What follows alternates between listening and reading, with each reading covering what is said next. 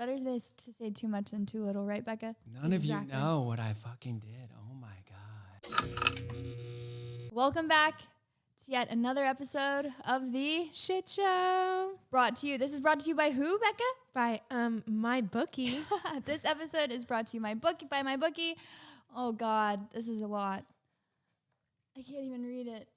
Can we make that a little bigger? Yes, my bookie. Because the NFL has returned. Come on, Bex, you take it away. Action-packed Sundays and huge cash prizes. Are you making this up on the spot, Bex? That's good. Get in on the action now. Use promo code TheShitShow or use the link in the description. Enter promo code. Oh, God. Wait. Double your first deposit. Double it. Not one, two.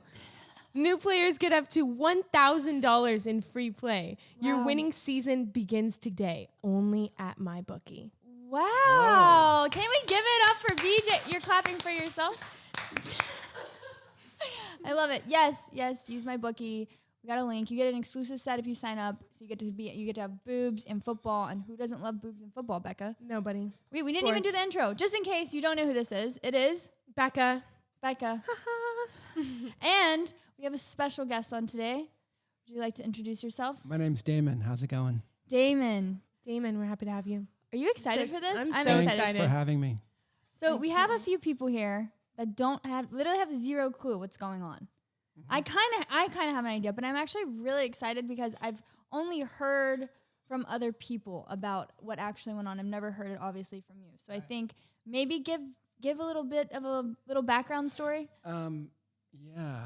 Like, where do you even begin? About 6 years ago, I had an idea for kind of a secret society, sex club, party, masquerade thing. And quite an idea, just to pop in. And I just kind of started to walk down this path. I looked at kind of other societies that existed, and I just did a bunch of research, and I was interested in kind of like erotic parties and sexual parties and secret societies and all this kind of stuff. And so I started to kind of put something together and then threw a private party, and people freaked the fuck out. It was so crazy. People really loved it. And so I realized that there was something here, and then I started to walk down that path further. And then over the years, it just became this really massive thing. And I ended up doing parties in LA, New York, Moscow, Kiev, like all over the world. And it was quite an adventure. It's insane. What kind of societies? You said some already kind of existed. What were the ones that kind of like Skull and Bones, or people talk about Illuminati and they talk about all this kind of stuff. So there's. So you think Illuminati actually exists? I mean, in some form, yeah, absolutely, yeah. I mean, our world is definitely led by people that we don't elect. Yeah, for sure, no question about it. It's definitely money.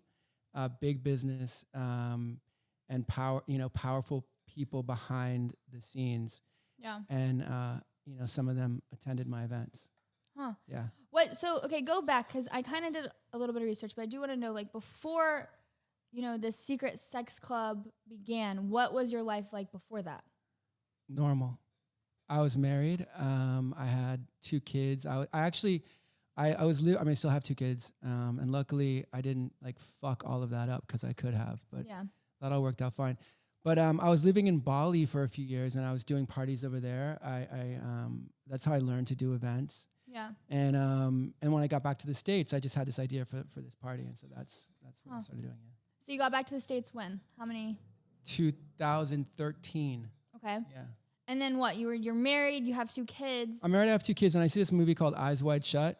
I don't know if anyone. Yes. You've seen it? Yeah, I've seen part of it. I've seen part of it. So when she was telling me about like a sex club, I was like, oh, I feel like I've seen sex clubs where everyone's like dressed up, like kind of like tuxedo attire and like gowns, like for like women. So that's kind of what I was expecting. But that's what we did. I believe I started that entire thing. I'm not sure, but that's what we started doing in 2013 was black tie tuxedos, masquerade masks, women in cocktail gowns and lingerie and things like that. And this was in New York? We started in LA, and then we did New York, and then we ended up in Moscow, yeah. Wow. So you see the movie Eyes Wide Shut.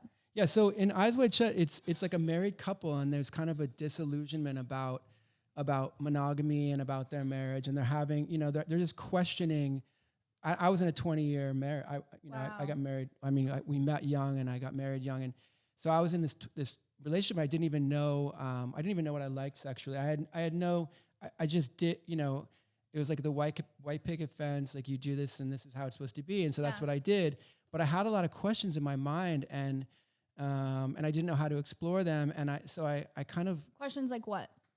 Like, what do I like? Yeah. Like I heard about, like, say BDSM or something, but what is that? Like, what does it mean to tie someone up or to, like, do any of that stuff? I just had no idea. My wife is a very beautiful, like, cool person, but she was, if I would like go to choke her or something, like, during sex, she would be like, what the fuck are you doing? Yeah. And I found out later that I'm a dominant person. I have certain things that I really enjoy doing. Yeah. And I thought I was crazy, but then I found out that I'm not crazy. There's a lot of people who kind of have the same question. I mean, that's why I asked, like, what questions popped in your head, because I do feel like a lot of people might have these questions, same kind of questions, and don't even know where to begin with them. Yeah. I think that now, like, 20 somethings are pretty different. I think that you guys are way more open and sort of like exploring open relationships. I don't know how much commitment there is. I think there's probably some.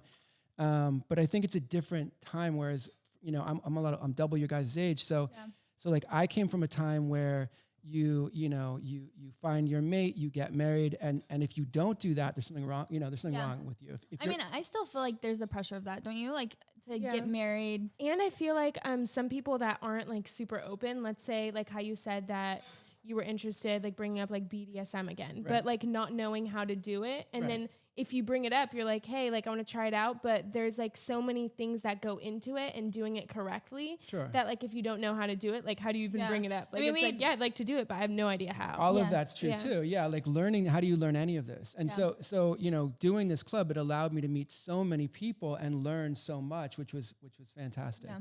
Okay. So you see the movie Eyes Wide Shut, you're in this marriage, you have 2 kids. What was the shift? What was, like, the deciding factor?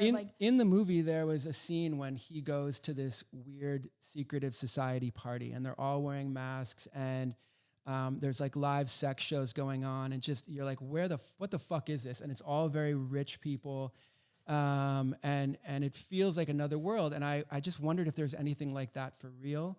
And I couldn't find anything like that. And I thought, because I wouldn't go to, like, a swingers party, or those types of parties were not exciting to me. That just seemed gross. Like, it seemed like the kinds of people you would not want to have sex with. Yeah. And so what I wanted didn't exist. And so I saw that, like, really high end, like, really cool kind of thing.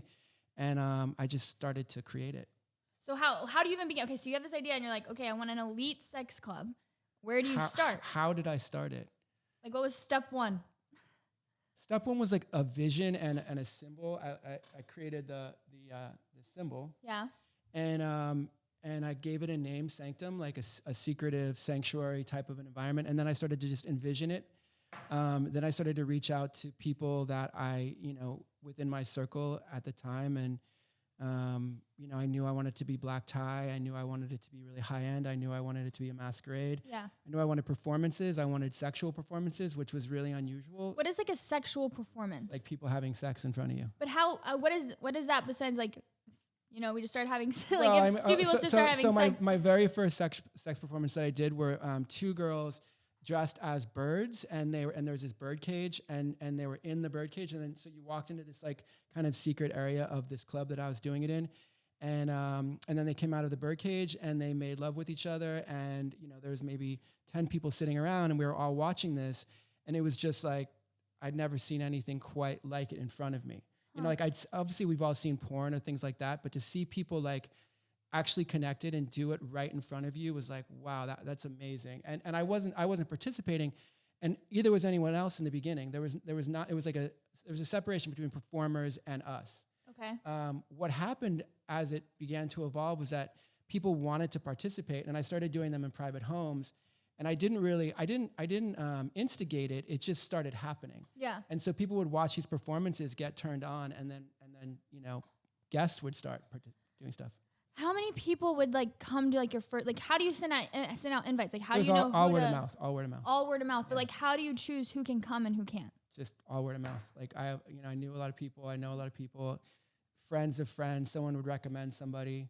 Were you not scared of like word getting out too much? Or is it like well, word did get out from the very beginning. Like it was amazing how press from the very beginning picked up on it. It was such a it was a type of story that press really wanted to talk about, which helped me a lot. Yeah. But does that help you if you're trying to be a secret? Yeah, because no one knew where it elite was. sex- oh, so it doesn't know no where- one knew how to get to it. My website in the beginning was like really simple, just a way to apply. There's never been an address for my club. There's never been a phone number for my club. So if you want to get to us, you have to apply, and then we have to get to you. You know, that's how it would work. So there was no way to find us really, and it stayed that way for the whole time. And then when you were saying that when you started inviting people, like you would invite your friends and stuff, was this something that your friends were into also? No, neither I nor the people I was talking to really even totally understood what it was. I didn't know what it was in the beginning. I just knew that I thought that it would be a cool kind of environment and maybe kind of open up the door to this idea that you could come to a place for one night and just sort of be a little bit less freaked out about sex, you know, maybe a little bit more open, maybe a little bit more like, you know, just open to the idea of it. Yeah. And then and as that started to progress, it just became something like, I mean, it was insane. Yeah. So walk me through like, okay, Sammy and Bex, right? We show up. We want to go to Sanctum one night. What's the process like? Like, okay, we got invited. How much is it to go? So first you would apply, and then we would see your pictures, and you would tell us basic information about yourselves, fantasies, things like that. So if we felt you were right for the party, then someone would get in touch with you directly, FaceTime call to make sure that your photos match, you know, are you. Women were free, so you wouldn't have to pay anything. Men were what? Men ranged from, $2,000 for a ticket up to my most expensive membership was $425,000.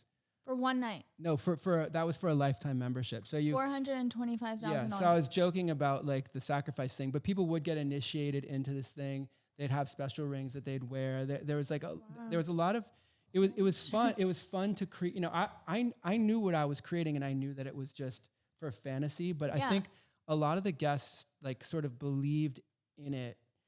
But you know, by the end of it, I was like, I'm like not drinking the Kool-Aid anymore. You know, like and they are. And it was like too much for me, really. How often would they go on? Well, it was once a month in New York, once a month in LA, and then it was like 4 times a year in Moscow. Okay, so we go through the whole process of getting invited, and then the night of what we would dress up like. Yeah, either cocktail dresses or lingerie. Okay. Or both. You could check your dress. Normally like black lingerie? Is it kind of more? Because like I need really specific details. Listen, I'm like shopping online. She's like Amazon Prime. What would you like me to wear? How about this? You could do any color you want, really. And yeah, I mean, you'd come and you usually the women would check their dresses, like a man would check his coat, and then you would just sort of enter this environment, and there's a lot of performance going on. So there's people on pianos making love, and there's just all kinds of stuff. There's people walking around in crazy costumes, and someone maybe grabs your arm and pulls you somewhere. You know, it's very interactive, and so you're constantly led into different places, and you know, you're walking into bedrooms that people are like making love, like, you know, guests are just already like starting their thing, and and then there's like main shows that would happen like midnight and certain times when everyone would gather. Yeah.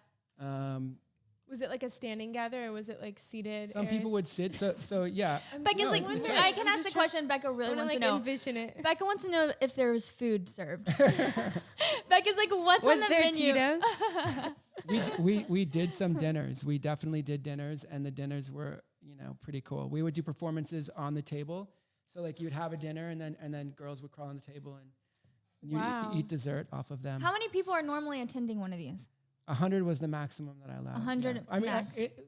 I guess there was a time when I did like 300-400 people. You know, sometimes like Holmby Hills, but it was too many people.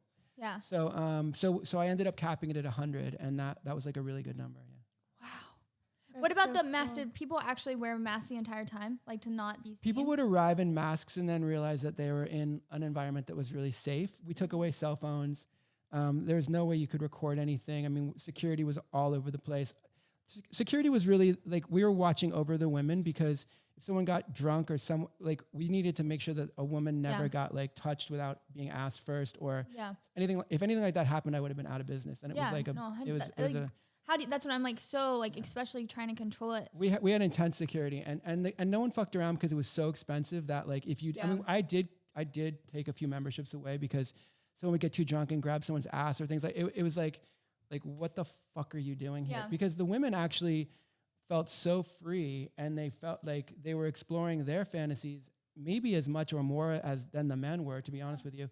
Our like applications were about 70% women and like 30% men. It doesn't surprise me. Yeah, it really doesn't doesn't. surprise me either. Not at all. What would you put as one of your fantasies if you were applying? I'm interested.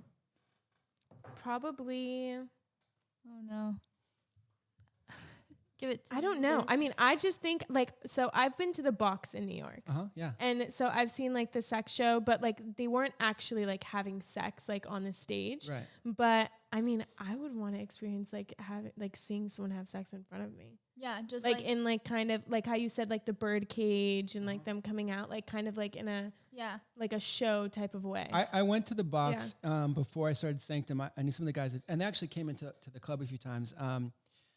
Hammerstein, whatever, I forget the guy's name. Anyway, so they were doing like shock sexuality. The sexuality was kind of gross. It was like it was very like vaudevillian and all kinds of stuff that was just not. It was kind of like didn't turn you they on. were like acting stuff out. Yeah, it was in a way like I felt like the show that I saw specifically, it was kind of more like silly in a way. Like it wasn't very like serious and you know. And they did some really gross stuff at the Box. I don't know if you were there on certain nights. No, I mean I know that my friend once saw someone like sewed their vagina together or something like that. Yeah, but when I went, it was kind of more like they were acting out like two parts. Like it was like a locker room coach and like a football player, and then like their clothes were gone or they were like kind of like running around the stage like chasing each other. Like it was like stuff like that. So I didn't see anything like super. You were there intense. on a tame night for sure. Yeah, definitely. Wait, the sewing the vagina is a tame night? No. That was. I think that was a different night. But like my friend used to go there like kind of often. Like she used to go there because it is fun. Like yeah.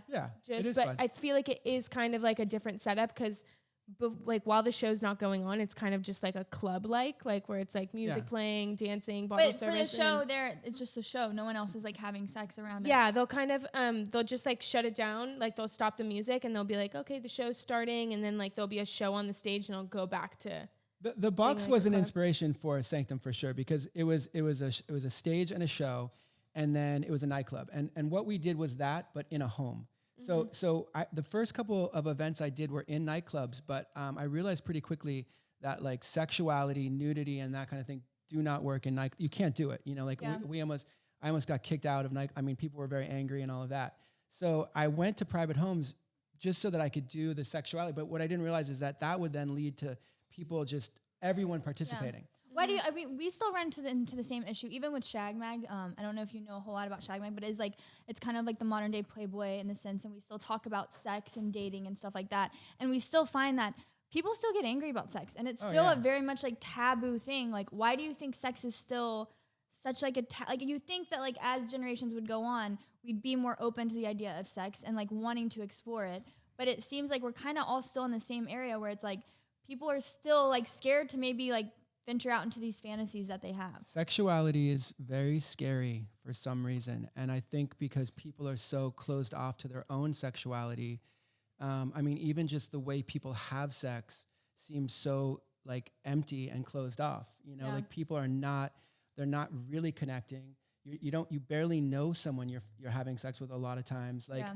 Like take the time to get into somebody and understand them and know, like see them as a human being and then be with them, and it's a whole another trip.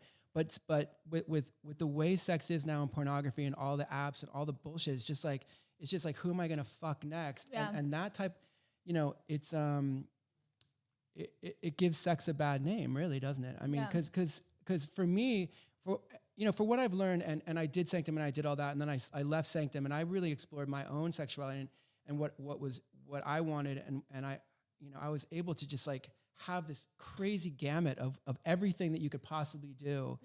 I've definitely done, you know, like I don't know, I haven't not tried any. I've probably tried everything once, you know, just about.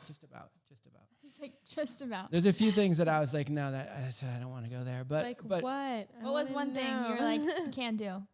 I don't want anything in my butt. And like, there's definitely guys that like to get pegged, and I have it's good for them. Like, it's all good for, I'm totally, if it's consensual, fucking go for it. Like, if 100%. You want to do it, it's all good with me.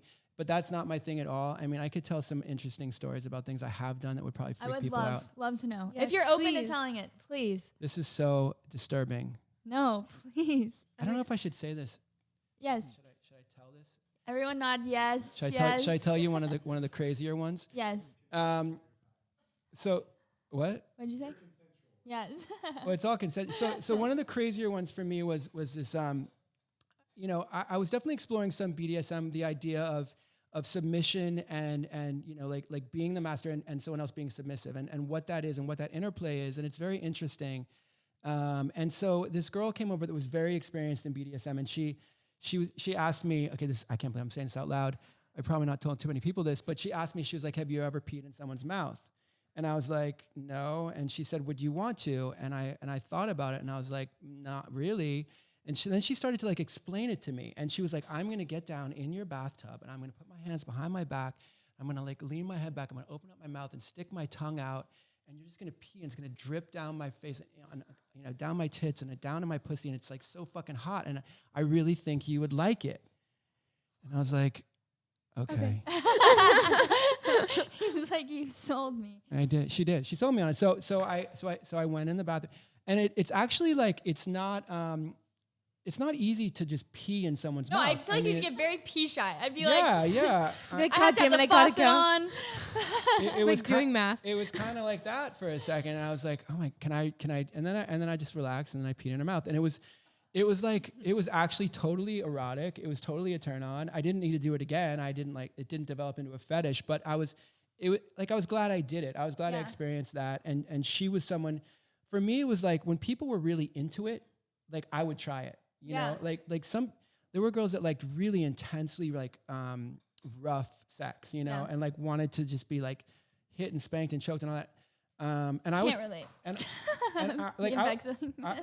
I was taught like you do not ever do that. You don't ever hit a girl. And so, but when someone was like, this is what I like and this is what I want, it sort of opened up the door for me to explore it a little bit. Like I didn't ever like, some girls wanted to get punched and stuff like that. I wasn't into that. Like that was going too far for me. But I definitely pushed the envelope and found out like, okay, where is it that I am really turned on? Yeah. Like what real, and not just me, but like my partners or partner too. Like where is that place that's like super fucking hot and dangerous, but also is not like, is also kind of loving in a way because I am a lover. And so like, that's the place. And, I mean, some things I've learned, or one thing I've learned for sure is like when having sex, pay attention to the person you're having. Like just focus on you. Yeah. I'm going to focus on you the whole fucking time. I'm going to look at you. I'm going to see how you're breathing, how you're moving, how you're reacting to every single thing I do. I feel like men need to, like, because I feel like men a lot of the times will just have sex just to like for themselves. And that's kind of like our thing too of like,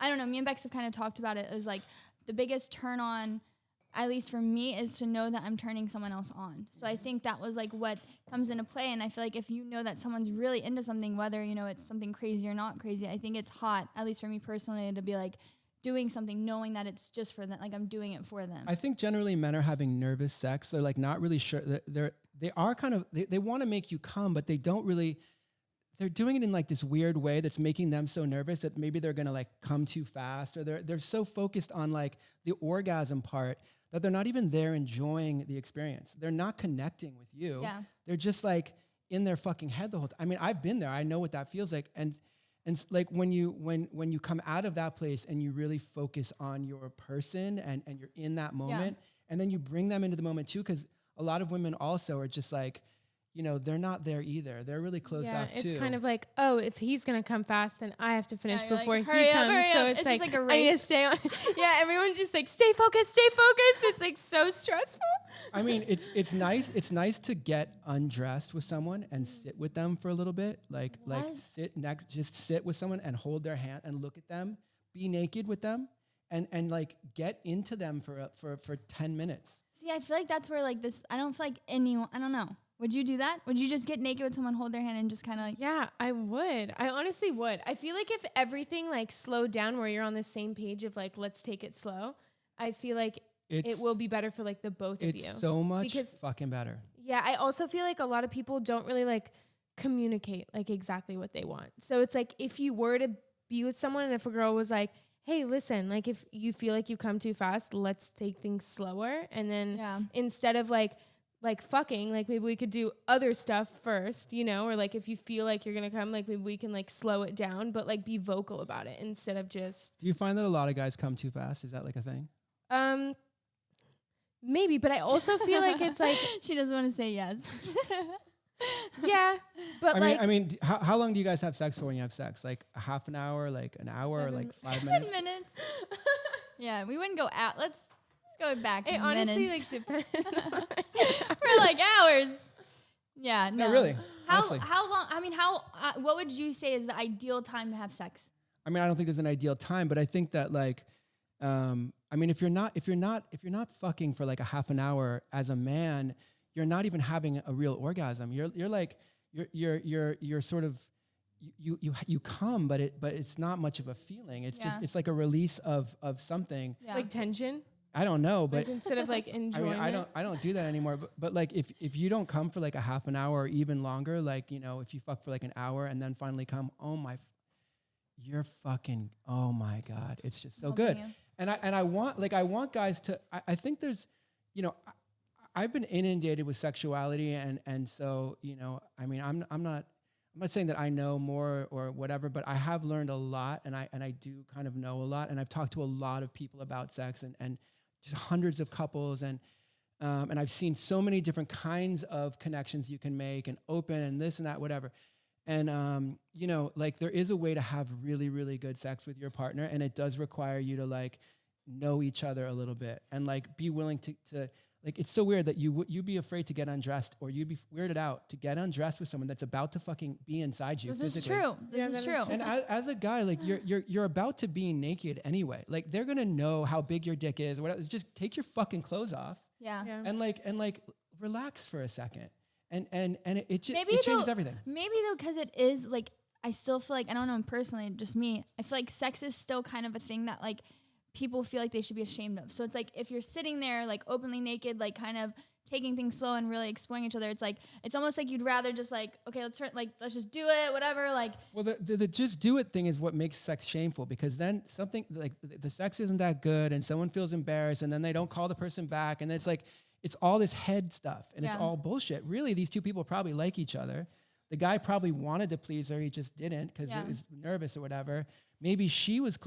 I mean, you know, I've learned recently that because you know, like maybe like 1 out of 5 women can come from just like a dick. Like you need to play with yourself or you need what, and like the other 4 out of 5 women like don't. It's hard for them to orgasm from just sex. Mm-hmm. But what I've been experiencing recently is that like women can orgasm. They don't even realize that they can feel so much if they just get into like that headspace and they're with a partner who's really open with them and they feel really comfortable. They share stuff that's like on a deeper level. Like you're coming with your fucking vagina, like pretty like it's not. Yeah, I mean, I could come in my sleep, so. Okay, great. That's so good. I feel like if that's possible, then you should can come be able in your sleep. I have. I've like woken up to it. Would you say that rushing in and stuff, like I feel like that's obviously a huge mistake that people make. What are some other like big sex mistakes that you think people make in general? I mean, just on this topic of like the amount of time, like, because if you're making love for like a half an hour, say, instead of 4 or 5 minutes, like you probably are going to get closer to that orgasm. And if the person you're making love with is like aware of that, like they can help guide you to that place. Yeah. And you know, so time is important. But if a guy, I'm literally going to be like teaching classes at some point, like on male orgasm. And you know you need to. Yeah, I know. I realize here's that. Here's your chance. Here's your first class. Well, I mean, I don't know if I could do it right here, but it is a lot about taking I could say it like simply, it's about taking the focus off of me. Mm-hmm. Like my performance, I want to make her come. Like it's all about me. And it's actually selfish because it's not really about you. It's about me. Yeah. I want to impress you. Yeah. Because I'm the fucking man. But really that's like this head thing that starts spinning and then you like get all nervous. But if I'm really focused on you and I lose myself, Yeah. I'm not going to, like, coming's not even, I'm not even thinking about coming. Yeah. All I'm doing is focusing on you. And I'm like, I'm watching you, I'm feeling you. And so I would say, like, just that is a very basic thing. Like, stop thinking about yourself and like, oh my God, I'm going to come. Yeah. And just like, take the time, first of all, to like see the person you're fucking as a human being that has like a life, a history, experiences. Some of those experiences are fucked up. Some of them are beautiful, but like, get to know the person. Do you think the life experiences is what kind of triggers people's different kinks and fetishes? Yes, for sure. I mean, what's some of the weird, I don't know if you can tell us, but what are some like the weirdest kinks and fetishes that people submitted for Sanctum? Definitely women who want to have sex with more than one man. There's some women that are like, it's just, no, I would never want that. Like, it's just too much going on. And then other women are like, I think that would be really hot, like multiple men. There's men that love to watch their wife or girlfriend get fucked in front of them. But do you think they say that, and then what if once it really happens? I know men, absolutely, 100%. It turns them on. And for me, that's like my worst nightmare. Like, if I'm in love with someone, I do not want to see them fucking someone else. Could you do it? No. What if you were dating someone that was like their fetish, that they wanted to see that with like you having sex with someone else? Would you do it? If that was their fetish, maybe, but I would never want to see them fuck anyone else. I don't think I could. I don't think I could ever see a guy I was like, I don't know. I can't imagine. Yeah, I wouldn't. I'd would be you pissed. want to see a girl? No? I'd be like, yeah. What about you, Gilly? Gilly's like, no. Is there anyone in this room that would be cool with their partner fucking another girl or guy, like with them in the room? Steven said yes. Anyone? Yeah. I wonder why that would. Maybe because they're doing something that they're not. I think it's kind of like, okay, so you know how some people start arguments to have better sex? Why are you looking at me? She's looking at me. I do the same thing sometimes. I want to like fight a little bit, and it's more I love fun. that. I love like the tension. Like that's like I will literally purposely pick a fight just. So maybe it doesn't bother them like extremely, but it bothers them to the point where they're pissed off, and then the sex is kind of like, but like makeup-y in like a way. Yeah. You know what I mean? Like that's an interesting theory. I mean, there's something in that. The guys I've talked to directly about it say that they get turned on seeing their partner turned on. Like they genuinely don't have a jealousy or fear. They know that the woman's coming home with them. They know that they're like, that's pretty hot. They're, the confidence they're not worried about it, and they really like to see their partner get pleasure from somebody else turns them on. And also they're of course with another one. Like they have freedom too. So they're taking it's but like. Then some would argue. I'm just gonna play devil's advocate, but like some would argue then why I guess the relationship's just like the bond. Like if you're wanting to have sex with another girl, she's having sex with another guy. Why do it? What is the point of y'all being together? Right, because they believe that you can be with more than one person sexually, and it doesn't have to affect your relationship. And the people that do it successfully do it pretty well. I mean, I've witnessed relationships that are awesome, and they're really honest. They're actually more honest with each other than most monogamous relationships are, because they have nothing to hide. So they'll say like, she's hot. Yeah, she is hot. Like we should fuck her. Like they're really clear and honest and open with each other. And so there's no bullshit at all. Yeah. And there's something really cool about that if you can get into that headspace. I mean, I think it's like genetic. I think that people are actually born with like, I think people are born monogamous or non-monogamous. I know that sounds weird, but I think people are born gay or straight also. I don't think they're faking it. I think that also people are born with like a propensity for monogamy or non-monogamy. And I think that a lot of times a monogamous person is with a non-monogamous person, and that's why there's cheating, and that's why there's a lot of stuff going on, because that person's really not monogamous. They actually want to be with other people. I think that there are monogamous people, and I think that there are non-monogamous people, and I think that they mix and match with each other, and that causes problems. And I don't think people have that conversation. Like, if you're with me, do you think you're going to be wanting to fuck other people too? Yeah. And if someone answered that honestly, I mean, some people say, yeah, I kind of would. I mean, can I? Is that a possibility? And someone else might say, no, like I really like to have one partner. Could you do it? Could I ask someone that? No, like, could you let your partner go out and like, you don't have to watch it, but like, could you be in a relationship where they're not?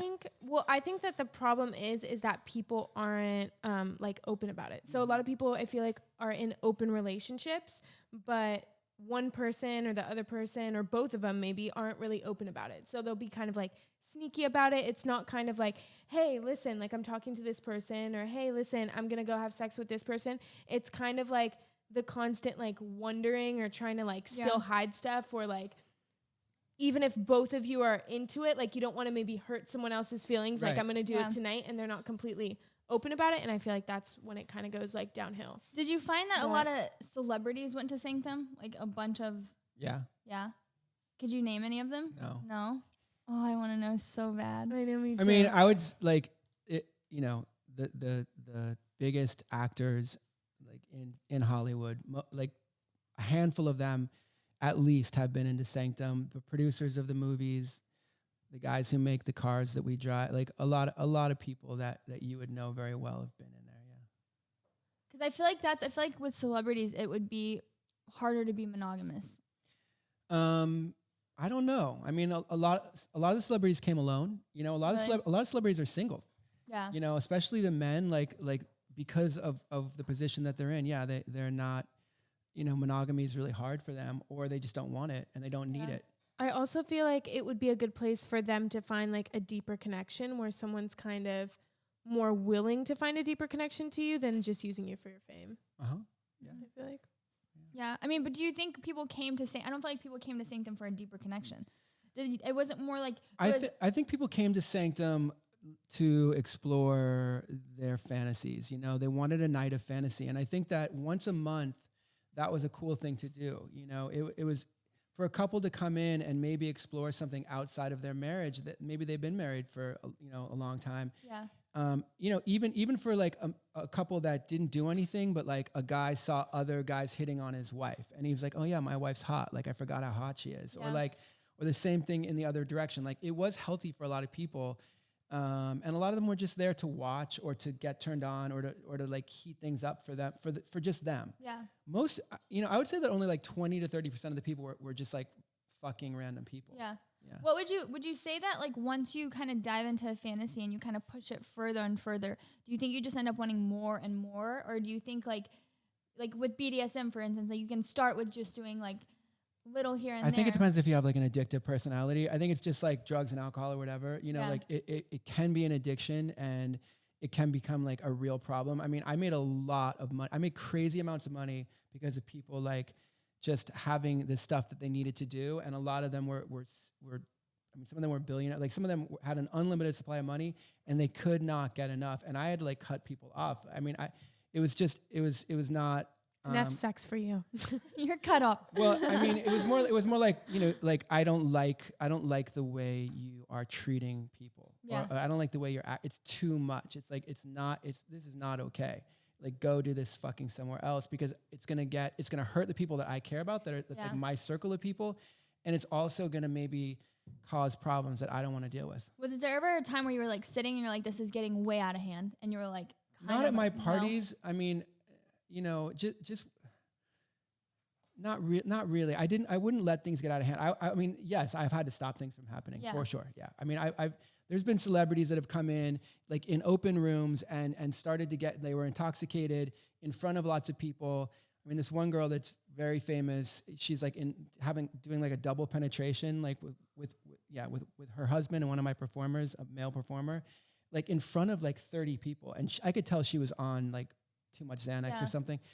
And it was like, this is not cool, and we're like, I told my security, like just please remove them. Get a room. Break it up. Put a blanket on her or something. But, I mean, but also that was, I wasn't there to police people's insanity either, But do you think, I just always have the fear of like the hangover after of like, it's like the buildup. It's almost like Christmas. You have such a buildup and you have this one night where you get to explore all these fantasies and it's like, I can't imagine waking up the next day and being like, all right, Bex, time to do laundry. Like, I don't know. Like, I just can't. Like, how do you not have like a come down? You do. And, people what you just said is interesting because people were asking me, like, were there people who would like wander out of there all like what the fuck did I just do? Yeah. And I'm sure there were.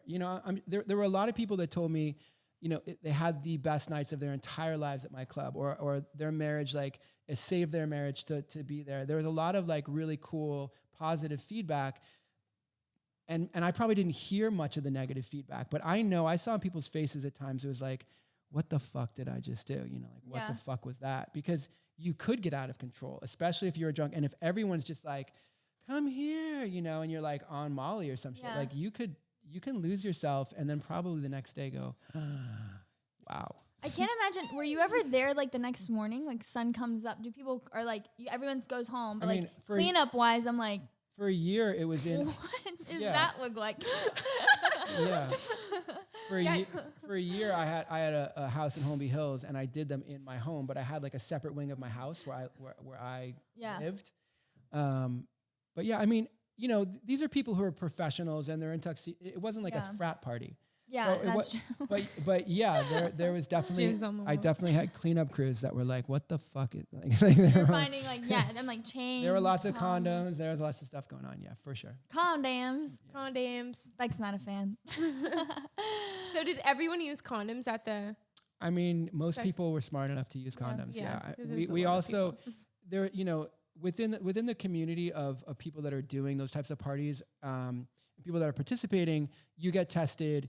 I mean, there's a place called Talent Testing, which I just shouted out because they're so fucking awesome. And what they do, like they take, I mean, not to sound gross, but they take blood, urine, and now they do a throat swab too, and they test you for everything. So you know, and then you have it on your phone, so you can you can show other people. It's like the Carfax, but for humans. Exactly. the Hofax. It's actually for porn stars. It's for adult actors. And so, but that kind of like awareness was great because actually within that community, like you were safe because you were aware and you knew what was going on with other people. Whereas I don't think like civilians ever, I don't know. I mean, I just call you guys civilians. But you civilians. But I mean, you know, like how do you even know? Like, are you guys getting tested? Are you seeing, you know, I don't know. You're just kind of trusting someone. Maybe you're wearing condoms, maybe you're not. But right back condoms all the way. Yeah, I mean, I feel like no one likes condoms, but you gotta wear them. Oh, you gotta wear them? Yeah. You wear them every time, right?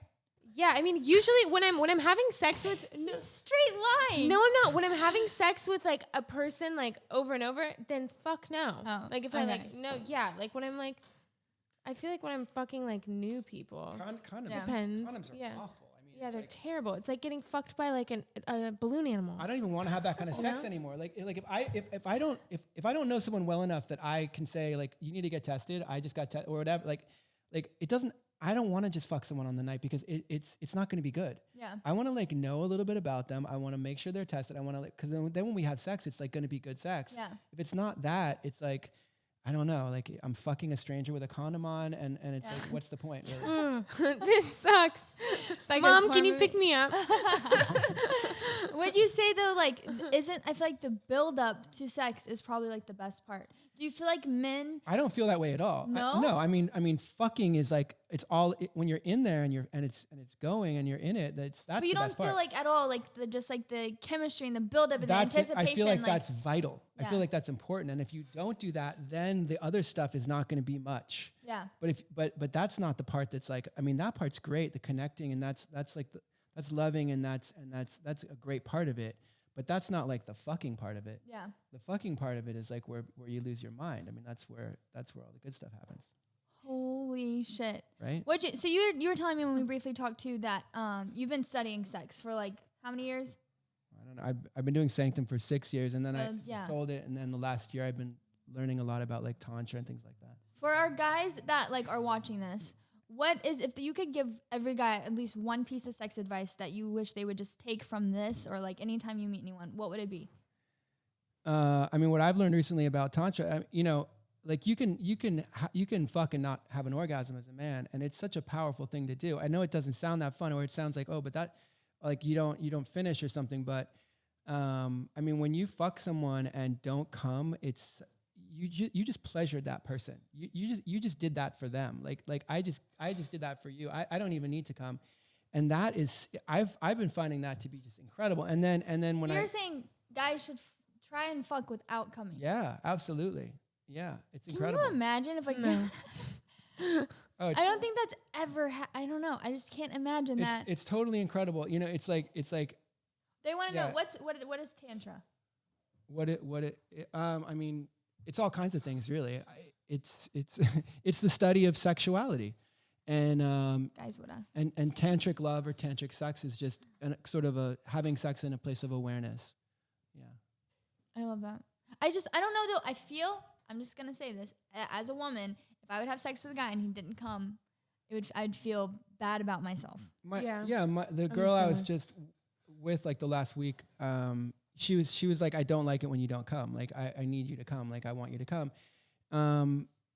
But you know, like I don't know. Yesterday when I was with her, I didn't come and I didn't want to. And you know, it was like she's one of these girls that she's never. I mean, she's probably come like once or twice in her whole life. What? Know, like without playing with herself. Like just from a dick. Like she can't come from sex. Yeah. Like it wasn't. She didn't think it was. Poor girl. She didn't think it was possible. But we found out that it's definitely possible. And it's like, you know, and it was because she had a lot of walls up, and she was, you know, like we all do, you know, we all have walls up. And so when those things came down and then, you know, like it was just sort of having sex for long enough where it started to like, she started to understand and feel her own body and feel like, oh wow, wait, something's happening. Like this, something's happening. And then eventually it started to happen for her. Yeah. So it's great. What would you say, like, for our lady listeners, because there are some out there that kind of want to spice things up in the bedroom for their man? You know, what would you say are kind of like the beginning steps of, you know, maybe there is a girl out there that wants to wow her man at home and wants to, like, pull out some trick that you can teach them? What would you say? I would say, like, you know, ask them what they're into, you know? But some guys don't know what they're into. Well, I mean, but maybe they do, you know? Like, say, like, what's your fantasy? Or you know, what have you watched that you want to try? Or like, what have you not told me about yourself? Like, you know, first of all, they have to set up like a safe environment, because maybe the guy is going to say something fucked up to them. Like, I want you to peg me, or like, you know, whatever. Like it might be something weird, you know? And so if the girls, and that might be uncomfortable for both people, I don't know. Yeah. But, I don't know. For me, it's not so much about like the thing, like what are we gonna do? It's really all come down to me about the connection, about really connecting with your partner and just paying attention and making love, and such great things come out of that. That I mean, I brought rope because I was gonna tie one of you up if you want. Go for it. No, you have to stand up. I have to stand up? Yeah, but do it. I'll do it if you don't. You do it. I'll commentate. I mean, it takes. Okay. It takes like 5 minutes though. Is that? That's perfect. That's fine. Yeah, back to time. Oops. But let me move over. What are you wearing? Put it on the table. Can you do it on the table? Biker shorts with lace. Khakis. Oh, this is gonna be great. All right, so we got some pink rope. Yeah, I thought you'd like pink. Some lace biker shorts. It's my favorite color. Pink feels safe. Julia, bring the mic a little towards them. The other mic, point it towards them. Yeah, just turn it around. Lift up your hair. Yeah. So this is actually something that anyone with some rope could do for their person in the bedroom. It's quite fun. Were you in Boy Scouts? I wasn't. No. I learned this at my club. You learned it? Yeah. Someone else taught you? Yeah, there are a couple people who knew. This is called shibari rope, and there are a couple people who are really, really good at it. All right, so we got Bex. We're starting with the neck. He's got kind of like it's a very complicated knot. I don't really know how to explain that knot. So you're gonna be like concerned that I'm this close to you? No. Okay. Is he in the room right now? He might actually be concerned. No, he actually should be taking notes. He's like, wait a minute, go slower. I'm going to be as respectful as I possibly can. Although when I go through your legs with the rope, it's going to get a little close to you. It'll be fine. There you go. This is an inspection. Wow. Track me down. No. We're going to Sanctum. We're going to Sanctum. So I sold Sanctum about a year ago now, but they're still doing parties in New York. Sanctum's still doing parties in New York? Yeah. Did they keep the name? They did, yeah. They kept everything. I mean, I sold them IP and everything to it. Okay, so I'm going to get behind you. I'm going to be careful not to... Yeah, let's see what I do here. Bex, you should wear this out tonight to dinner. You're like, I'll take this. Scallops, honey. Scallops, honey. Okay, so lift your hair for a second. Lobster quick. I am a fan. This is sick, Bex. This is cool. Okay, so we started with the neck. We got about 3 knots down, wrapped under her legs. commentating. It's like a golf thing. I'm like, Okay, the crowd is camera. silent. Camera? Okay. Okay, we're wrapping under the armpits now and through. What? It almost looks like you're gonna like bungee jump. Are you breathing? I'm like, Do you want to breathe? Just breathe. no, I'm breathing. Okay, good. You better be breathing. I know. So you're going under the armpits, and then we're kind of connecting the two. No one's gonna be able to follow this. I don't even know why I'm explaining. I'm like, we got a double knot. Driving, they're like, what the hell? Huh? Maybe after we'll do like a Tutorial. Yeah, exactly. This should be the thumbnail. You can put something on your website. Huh? You can put it on your website. You can show people how to do it. Oh yeah. There's no these poor guys are gonna be. They can't even put IKEA furniture together. Like, there's no way in hell. Condom on. This is beautiful. So it's, Wow. you know, a lot of times when I would do this, it would be. I mean, it's a fairly it can be a fairly intimate experience, but I'm not gonna get overly intimate with you because you have a boyfriend. That would be Yeah, fucked that's- up. But just, I mean, as you can see, like, there's something about putting on rope that definitely. So when you tie someone up, it's not really like I always think of tying someone up as like tying someone up so they can't like move. Well, I mean, you can do that too. You can do anything. I could suspend her from the ceiling if I wanted to. Oh, please do. Just do me right here. We're like, okay, we're signing out. You like slowly enter in. You drop me down. It's like a pinata. Yeah, you can do like a swinging chair. Wow, Bex. This is so cute. Can you look right here? This is beautiful. You should tan with that on. Now, if we want, Imagine the tan line. if we want, Right? Then you put the hands in the back. We need you for next photo shoot.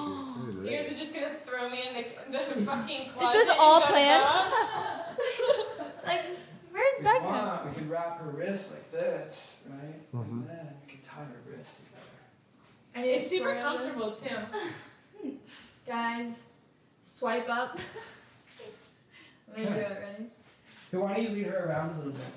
Oh, gladly. She's Julia! She's yours. You get better at the table. You can go to Oh, let's see, Bex. She's your plaything now. Can you do anything? Does this work? Stop!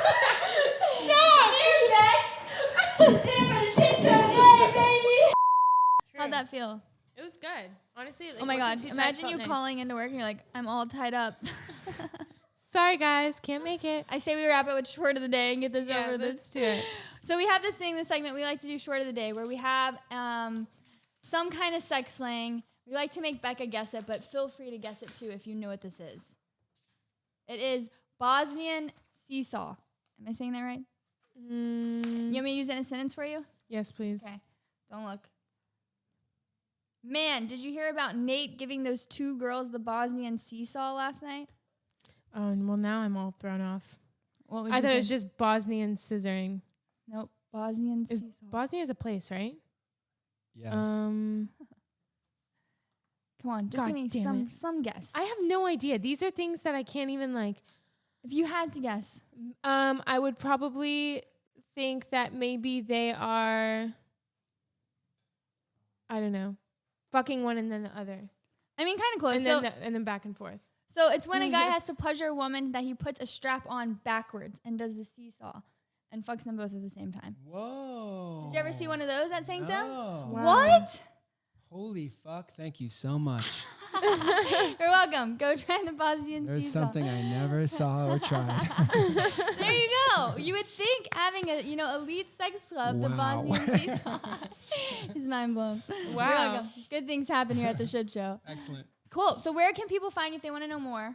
If they can find you, who knows? I have an Instagram Okay. called Father Damon, Father Damon. and I'm doing retreats and things like that in Malibu and Topanga, and I'm doing some private parties in the Hollywood Hills, and There you go. I don't know. I'm kind of unfindable, but I think that people seem to track me down. But I think that's the point. I think that's kind of like the mystery behind it. I'm gonna have an Instagram. That's pretty easy. Yeah, there you go. That's pretty easy. Instagram, Father Damon. What are you reminding them to do, Bex? Like and subscribe. Like, comment, subscribe, and we will see you guys. Oh, wait. If you want the audio early, be sure and check out Apple and Spotify on Tuesdays. And if you want to see Becca get tied up, because why not? Why not? Check out the video on YouTube on Thursdays. We will see you guys next week. Thank you, Father. You're welcome.